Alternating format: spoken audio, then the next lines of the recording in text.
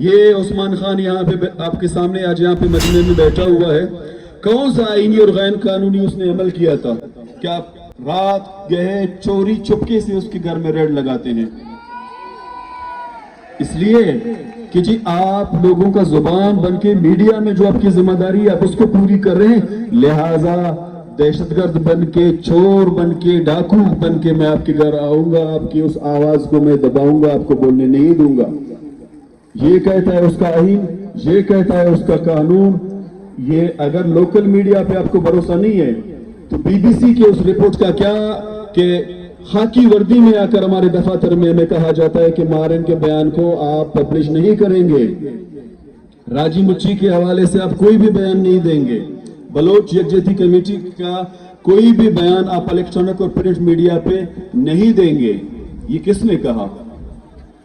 ایک طرف آپ کے اپنے کانسٹیٹیوشن میں یہ چیزیں موجود ہیں اور دوسری طرف آپ کہتے ہیں کہ جی نہیں، راجی مچھی کے حوالے سے کوئی بھی بیان الیکٹرانک اور پرنٹ میڈیا پہ نہیں دی جائے گی. آپ کہتے تھے کہ میں بلوچ کو علاقائی بنیاد پر تقسیم کروں گا، میں بلوچ کو لسانی بنیاد پر تقسیم کروں گا، مظلوم اقوام کے درمیان نفرتیں پھیلاؤں گا. آپ کے ذہن میں رہے اگر سامراج کا، امپیریلسٹ کا، دہشت گرد کا کوئی قوم ہے تو مظلوم کا بھی قوم ہے. اس بنیاد پر بلوچ، پشتون، سندھی دوست بنتے ہیں، ہمسایہ اور برادر اقوام بنتے ہیں جس کو آپ نہیں توڑ سکتے. آپ یہ کہتے تھے کہ جی میں ان کے درمیان ڈیتھ اسکواڈ پیدا کروں گا، ان کو لسانی اور علاقائی بنیاد پر تقسیم کروں گا، لیکن ضرور کی لاش ہمیں دیکھ کر اس کو شہید کر کے اس کی خون تلار میں بہا کر اس کا تعلق اورناٹ سے تھا، آپ نے خود ہمیں ایک کر دیا. اصغر کا تعلق نال گریشا سے تھا، آپ نے اس کا خون تلار میں بہا کے اس کو شہید کر کے اس کی لاش ہمیں دے کے آپ نے خود ہمیں ایک کر دیا. آپ کو یہ اسٹیٹمنٹ دیتے ہوئے بلوچ کی ماضی کو دیکھنا چاہیے تھا کہ ان کو 5 منٹ میں میں اٹھاؤں گا، 5 منٹ میں ان کو میں یہاں سے اٹھا سکتا ہوں.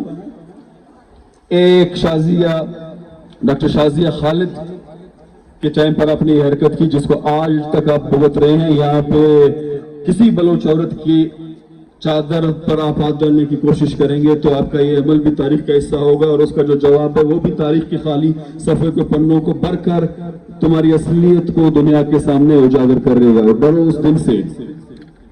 اس دن سے جب یہ چیزیں تاریخ کا حصہ بن جائیں گی اور بنتی جا رہی ہیں. ہمیں ذاتی طور پہ دوست اور دشمن کے اگر فرق کو سمجھنا ہوگا تو ہمیں بلوچ کی تعریف کو بھی ری رائٹ کرنے کی ضرورت ہے، اس کو بھی دیکھنے کی ضرورت ہے. صرف اس حد تک کافی نہیں ہے کہ کون بلوچ ہے یا کون بلوچ نہیں ہے، یا کوئی بھی آ کے یہ کہ جی میں بھی بلوچ ہوں. نہیں، تمہارا تعلق، تمہارا درد، تمہارا تکلیف اس سرزمین کے ساتھ نہیں ہے، غیر کے ساتھ ہے، تو تم بلوچ نہیں ہو، تم ہم سے نہیں ہو. اس چیز کو سمجھو اور واضح طور پہ اس چیز کو سمجھو. بار بار یہ پوچھا جاتا ہے اور پروپیگنڈا کیا جاتا ہے کہ جی گوادر میں راجی مچھی کیوں، تربت میں کیوں نہیں، کہیں اور کیوں نہیں. ہم نے آپ سے بار بار پوچھا ہے کہ گوادر میں کیوں راجی مچھی نہیں ہو سکتی، بلوچ گوادر کیوں نہیں جا سکتا، بلوچ وہاں پہ پولیٹیکل گیدرنگ کیوں نہیں کر سکتا. چلے جی ٹھیک ہے، گوادر کو ایک سائڈ پر رکھتے ہیں.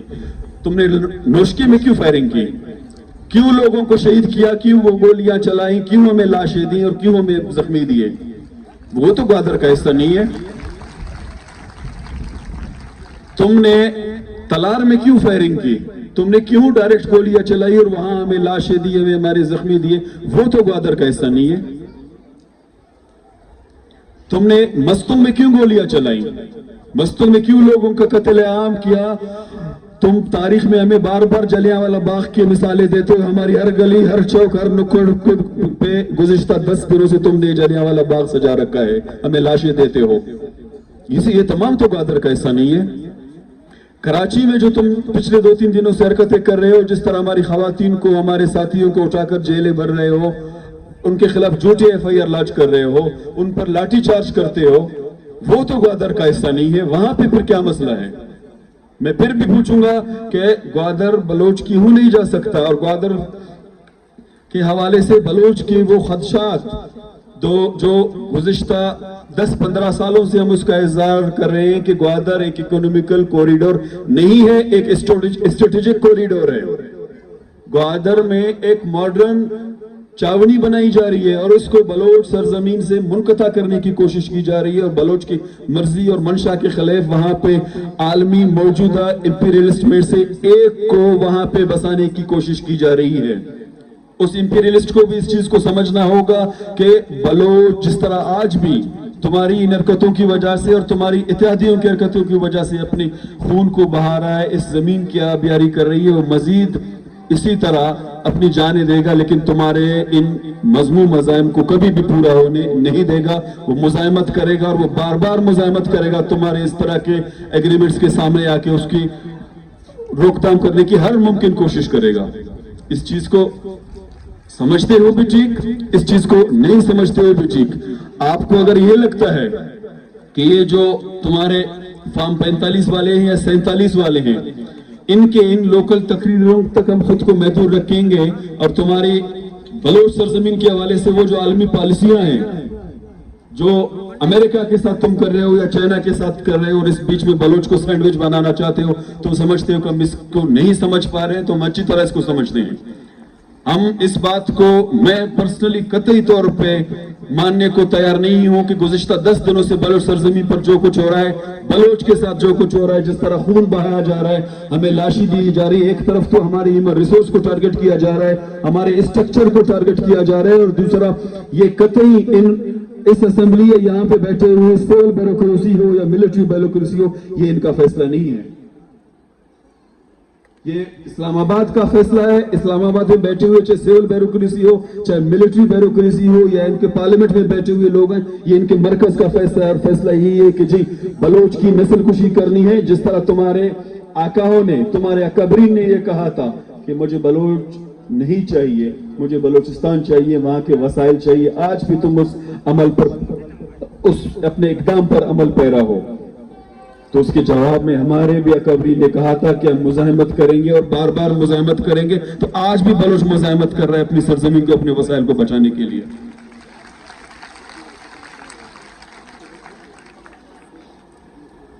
आज जिस तरह सिनेरियो बनाकर बलोचिस्तान के मसले को, खासकर ग्वादर के मसले को एक लोकल इशू बनाने की नाकाम कोशिश की जा रही है, लेकिन वो पहले भी एक आलमी मसला था, वो आज भी एक आलमी मसला है। वो पहले भी इंसानी हकूक से मुंसलिक एक मसला था, आज भी इंसानी हकूक से एक मुंसलिक मसला है।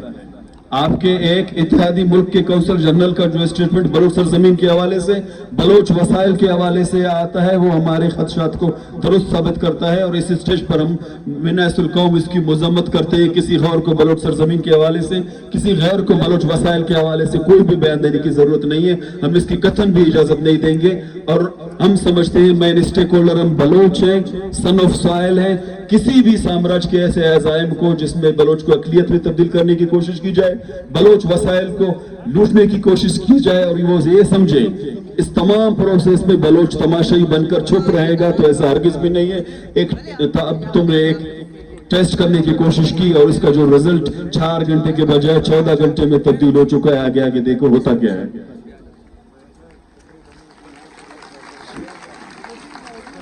हमने पहले भी जैसे कहा था कि हमारे खदशात है कि ग्वादर के हवाले से जो एग्रीमेंट की गई है, तुम्हारा कॉन्स्टिट्यूशन कहता है कि राइट टू इंफॉर्मेशन का हर शहरी को हक दिया जाए। हमें क्यों नहीं बताया जा रहा ग्वादर के हवाले से क्या एग्रीमेंट हुई है? उस पर बलोच के खदशात हैं। हमें ये क्यों नहीं बताया जा रहा ग्वादर के दरमियान, ग्वादर के हवाले से जो एग्रीमेंट हुई है वो किस किस के दरमियान हुई है, उस पर सिग्नेटरीज कौन कौन है और टर्म्स एंड कंडीशंस क्या रखे गए हैं। हर बलोच इस चीज को पूछता है और अपने कौमी वसाइल, चाहे सेंधा को, चाहे रिकॉर्ड को, चाहे सुई हो, चाहे कोई भी हो, हम उसको पूछने का हक रखते हैं। हम पूछेंगे और बार बार पूछेंगे। सुई के हवाले से जो तुमने किया, बलोच के खदशात को उसने सच साबित किया।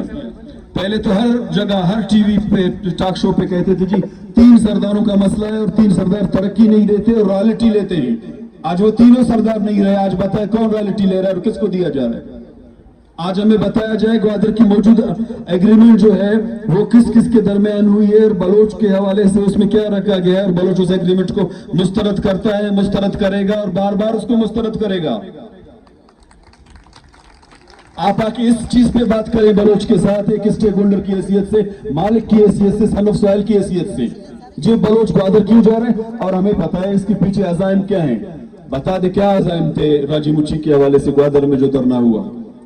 तुम्हारे जो बयानात आ रहे हैं सोशल मीडिया पे, इलेक्ट्रॉनिक मीडिया पे, प्रिंट मीडिया पे, असेंबली फ्लोर पे जो तुम्हारी बातें हो रही हैं, हम उस सब को समझते हैं, उसको देखते हैं, उस पर हमारी मुनासिब कौम नजर है, उस पर हमारा एक तज्जिया भी होगा। लेकिन उससे पहले और ग्वादर से पहले ये पूछना कि क्यों ग्वादर, हमें ये बताया जाए कि आज की तारीख में सुई के हवाले से क्या टर्म्स है, क्या कंडीशंस है, क्या एग्रीमेंट है, किसके दरमियान है, बलोच को क्या मिल रहा है। बलोच का हर बच्चा आज तुमसे उस एग्रीमेंट के हवाले से भी पूछेगा। ये हमारे खदशात पहले भी थे 50 साल पहले, और वही खदशात हमें मजबूर करते हैं कि ग्वादर को तुम बलोच को यहाँ से बेदखल करके आलमी मंडी में बेचना चाहते हो, और हम तुम्हारी ना उस मंडी को छोड़ेंगे ना तुम्हारी उस एग्रीमेंट को छोड़ेंगे। हमें ये बताया जाए सेंधक के हवाले से क्या टर्म्स है, क्या कंडीशंस है, क्या एग्रीमेंट हुए, किसके दरमियान हुए और सिग्नेटरीज कौन है उसमें। बलोच ये पूछने का हक रखता है, बलोच के उस पर खदशात हैं। तुम्हारी तारीख ये बताती है कि कोड़ियों के दाम तुम चीजों को बेचते हो और 1-1 रुपए के लिए तुम चीजों को बिकते भी हो और बेचते भी हो, लेकिन बलोच की ये तारीख नहीं है। बलोच की तारीख को तुम समझते, बलोच की नफसियात को तुम समझते, बलोच की चीज को तुम समझते, तुम्हें यह भी पता होता कि ये सादालू बलोच एक खुशकावी के टुकड़े, जमीन के टुकड़े के लिए बरादर कुशी कर सकते है, तो तुम्हें इतना बड़ा बलोचिस्तान, इतना बड़ा ग्वादर कैसे देगा। इस चीज को, इस फलसफे को समझना तुम्हारे बस की बात नहीं है।